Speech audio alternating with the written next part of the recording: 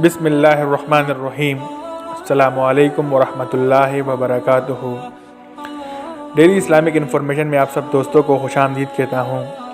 دوستو، صحیح بخاری کی حدیث ہے، والیوم 3 بک نمبر 34، حدیث نمبر 2095۔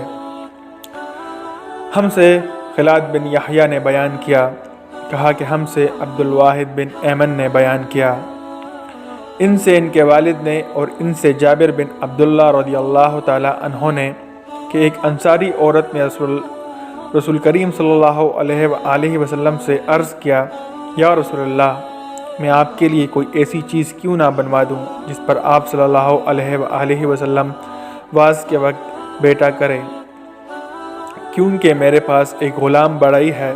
آپ صلی اللہ علیہ وآلہ وسلم نے فرمایا کہ اچھا، تمہاری مرضی۔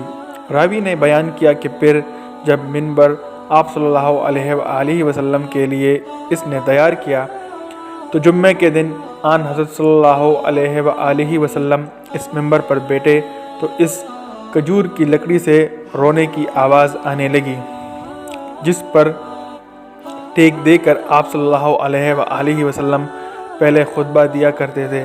ایسا معلوم ہوتا تھا کہ وہ پٹ جائے گی۔ یہ دیکھ کر نبی کریم صلی اللہ علیہ وآلہ وسلم منبر پر سے اترے اور اسے پکڑ کر اپنے سینے سے لگا لیا۔ اس وقت بھی وہ لکڑی اس چھوٹے بچے کی طرح سسکیاں بھر رہی تھی جسے چپ کرانے کی کوشش کی جاتی ہے۔ اس کے بعد وہ چپ ہو گئی۔ آن حضرت صلی اللہ علیہ وآلہ وسلم نے فرمایا کہ اس کے رونے کی وجہ یہ تھی کہ یہ لکڑی خطبہ سنا کرتی تھی، اس لیے روئی۔ شکریہ دوستو حدیث سننے کا۔